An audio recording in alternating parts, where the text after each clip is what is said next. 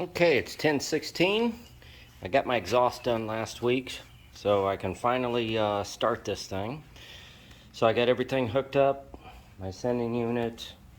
I got all my wires right here to get it started. I got the starter wire, manual fan if I have to turn it on, but it's all set to electronically turn on. It's a Flexolite Black Magic. This will be what I call the main wire. It has the wires that have to be during cranking and starting. It has to be positive, 12 volts.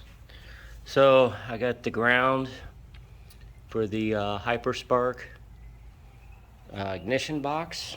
Got the coil hooked up. I think I got all my wiring. I hope I got it right. So I think it helps having the Hyperspark set up because it's all the connectors seem to go together correctly. Purple and green wires. One wire I ran from this group and that was to my tack. So I've already pre-lubed the motor. And with this handy gizmo over here. So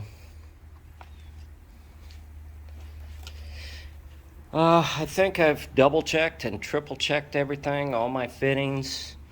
I know my gauges work. I checked the oil pressure gauge while I was doing the priming the lube, pre-lube. I got the gauge wire over here, which is somewhere along here, right here. Gauges. They're all electric. So I checked the oil, make sure I got 8 quarts in there.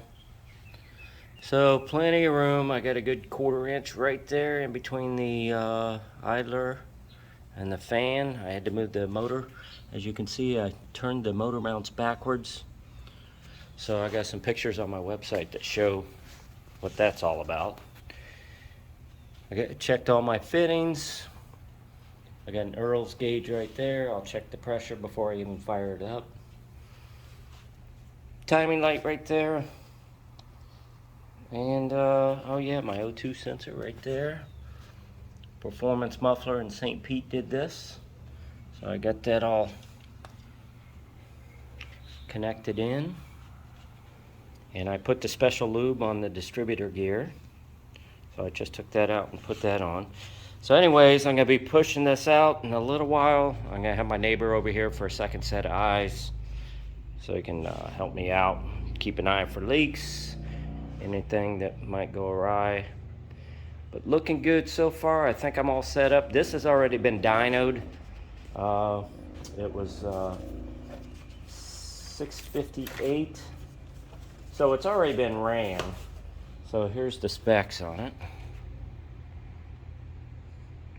658, 616 horsepower.